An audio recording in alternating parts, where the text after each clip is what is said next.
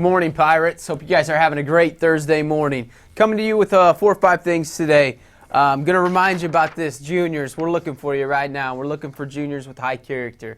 We're looking for juniors that want to take a pledge. We're looking for juniors that want to say, hey, listen, I'm going to go my senior year and I'm going to stay alcohol, tobacco, and drug-free. And I'm going to be a mentor to younger students in our district and mentor to our fellow peers.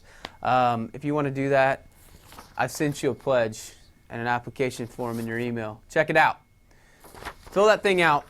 If you want to make that decision to basically live the pirate way with some high character for your senior year, if you want to have a trading card, a picture, it's like a baseball card. If you want to have your picture on one of those with a particular trait, maybe it says cooperation or honesty or responsibility, and on the back it's going to have kind of biographical information about you, just exactly like a baseball. It's going to have your stats.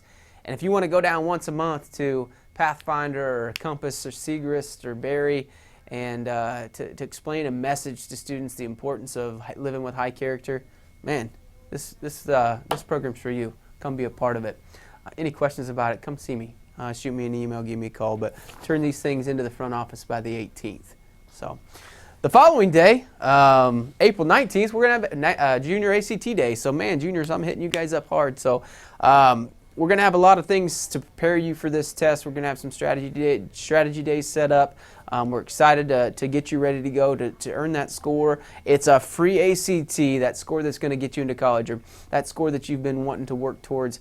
We're excited to help escort you to that success. Other things going on, guys. We've got Pirate Performers Thursday, Friday, Saturday this week. Today we've got JV baseball and soccer.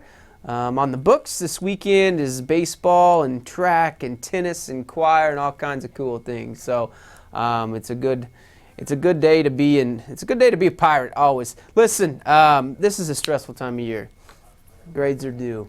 Your attendance is becoming important. You're thinking about college choices, and as a junior or a senior, you're thinking about that job you want to get as a sophomore.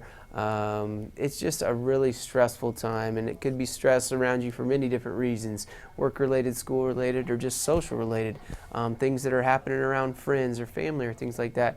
We need you to know that you've got outlets you can come to. You can walk into these offices. Our counseling center is fully staffed, and any needs that you guys may have, we can work with our social workers, or you can work with our admin team.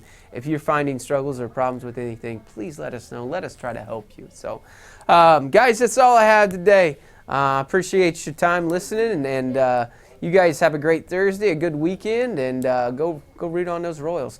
Take care. Every day is a good day to be a pirate. See ya. Good morning, Pirates, and welcome to PCTV News. I'm Lauren Leocardi. And I'm Ava White. So, Ava, did you have fun at the Beebs concert last night? I did. I had a really good time. We had pretty good seats, so how'd you enjoy it? I liked it a lot. I liked to boogie down to a few songs. Ooh. It was pretty fun. Yeah. Sounds like it. Yeah. Okay. Juniors, another reminder that you will be taking the ACT on April 19th. Make sure to get a good night's sleep and prepare for the reading, English, math, science, and writing portions of the ACT.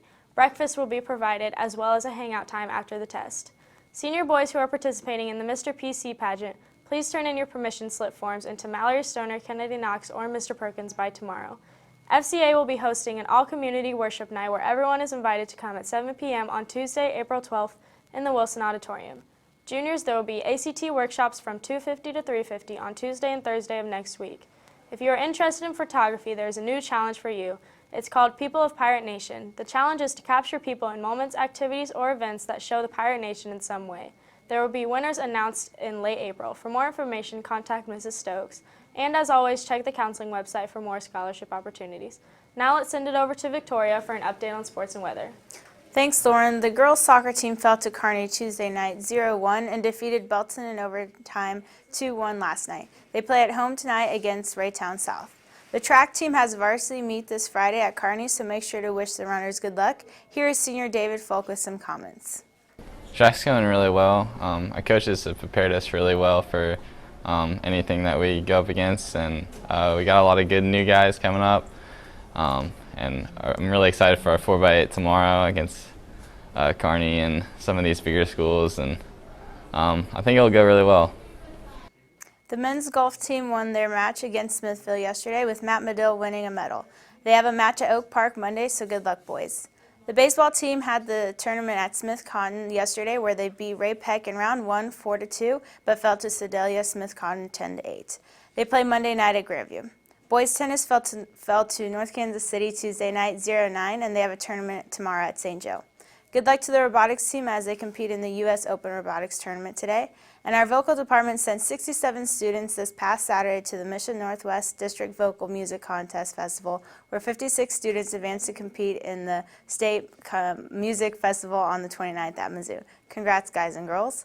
Speech and debate had another member qualify for nationals. Congrats to Madison McBratney. And now for the weather. Today will be partly cloudy with a high of 65. Tonight will be clear with a low of 36, and tomorrow there'll be some clouds with a high of 61. That's all for sports and weather. Back to you, Ava. Thanks, Victoria. Lunch and Learn is coming tomorrow for those of you who are interested in a career in the medical field.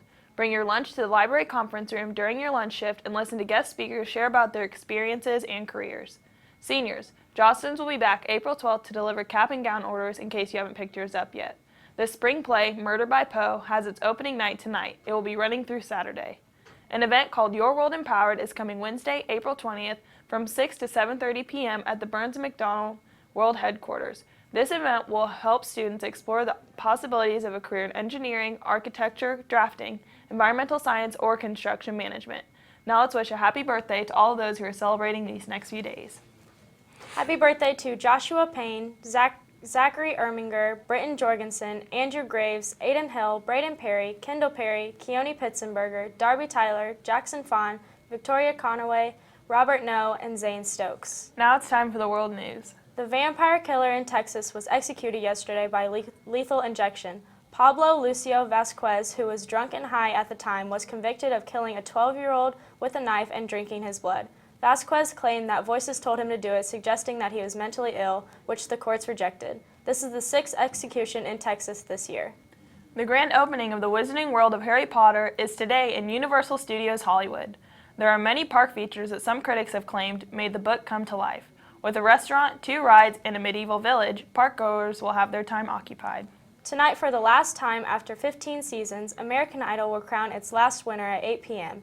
Between Trent Harmon, Dalton Rapatoni, and La Portia Renee, it should be a good showdown. Don't you think, Ava? I think so. My money's on La Portia. Me too. The Masters tees off today with a lack of tradition and some big names. Many familiar faces will be fighting for that famous green jacket. Arnold Palmer decided last month that he will not be taking the ceremonial first swing for the first time since 2007, and Tiger Woods had to withdraw from the tournament due to a back injury. Yesterday, J.K. Rowling sold a chair that she sat in to write her first 2 Harry Potter novels for a few bucks. Not only did J.K. Rowling sit in and autograph it, but she also printed on the chair, "I wrote Harry Potter while sitting in this chair," as if her word wasn't enough. The chair sold for $394,000. Pretty good deal for a wooden chair, right? Oh yeah, that's a steal. That's pretty cheap, if you ask me. So. The Golden State Warriors are on track to break the 1995 Chicago Bulls record of most wins in a single season. With that record at 72 wins, the Warriors must win their final 4 regular season games, and that is all starting tonight with the first of 4 games in California against the San Antonio Spurs. I'm excited to see if they can actually do it. We're continuing our partnership with the Redream Project. You can see more and share your American dream at redreamproject.org. After the broadcast, we will be showing a video about how Tim and Joey Ma went from going bankrupt to owning 3 of the top restaurants in D.C. That's all we have for you today, Pirates. Thanks for watching PCTV News. And have a great day.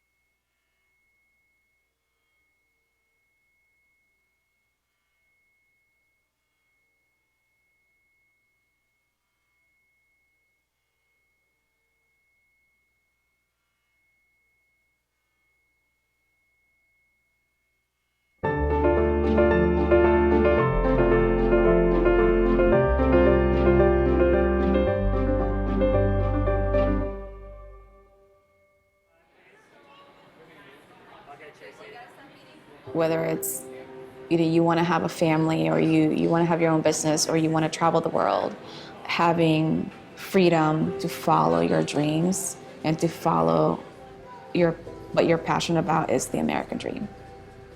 My parents had such a canned plan for me. Very simply, out of high school, I was good at math and science. So what does every good Asian kid who's good at math and science do? They go to engineering school. That was their dream for me, was to become an engineer. And I did that for 8 years, and then had what I guess would be considered my midlife crisis. We had just started dating, so I was like, if there was anything in the world that you'd want to do, what would it be? And he said, I'd want to open a restaurant. She is the type of person to be like, oh, well, why aren't you opening a restaurant? I'm constantly dreaming. I don't want to wake up 90 years old thinking, oh, I wish I would have done this.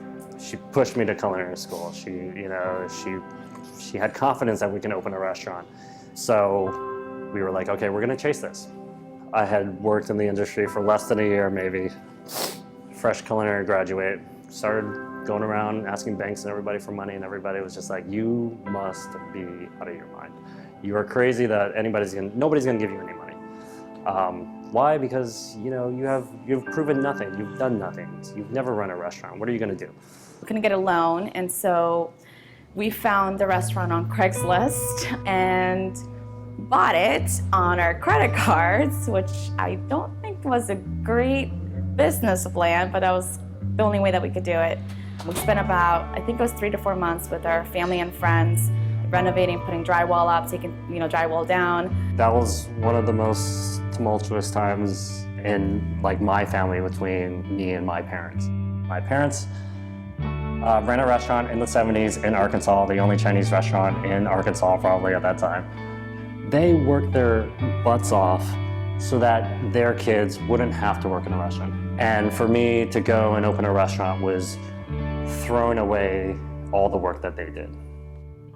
Looking at it now as a parent, I didn't understand it then, but now it makes sense. You don't want your kids to work 16-hour days. You don't want them to work as hard as you did, because then to them it's like, well, I failed. I worked so hard so you didn't have to, and now you're doing what I was doing willingly.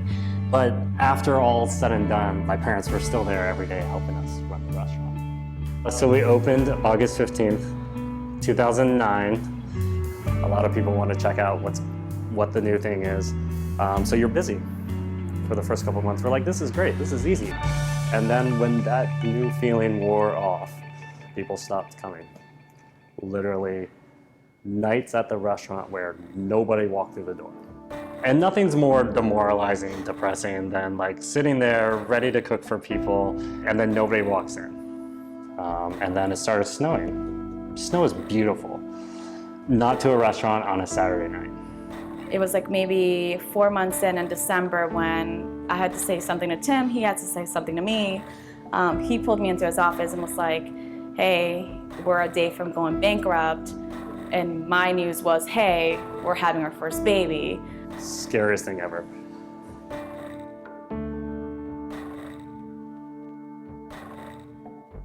But we get lucky. The snow stops.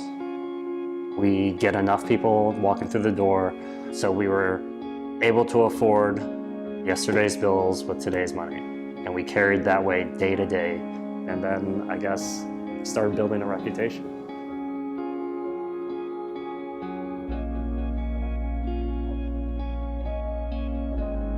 Now that we look back at it, I'm really grateful that we went through that, because it really does not let you take a day for granted in this business. 2013, we opened a second restaurant, and now we're in 2015, and we've opened this third restaurant, and in about a month, we'll be opening our fourth restaurant. We have a personal family, and we also have a business family, and the balance is a daily struggle. I think the hardest thing about running a business together and being married and having kids together is defining the lines. There are days that I'll see the kids asleep when I leave, and I'll see the kids asleep when I get home. And so that's very tough. Thank you for calling Chase Submarine. This is Joey. How may I help you? It's different from when you work for somebody than when it's your own project, or in this case, our own dream. But at the end of the day, I think success comes from overcoming those challenges and pushing yourself beyond boundaries that you knew were there. To me, the American dream is not achieved until late in your life, and you're about to pass and you have zero regrets in what you did. Pickup, Kelly Wilson-Jones.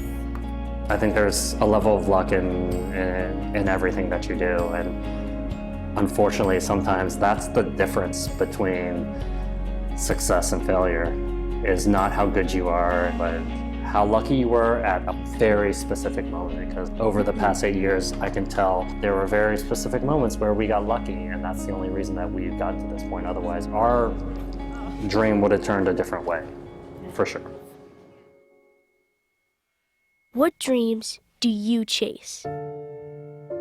Share your dream at redreamproject.org.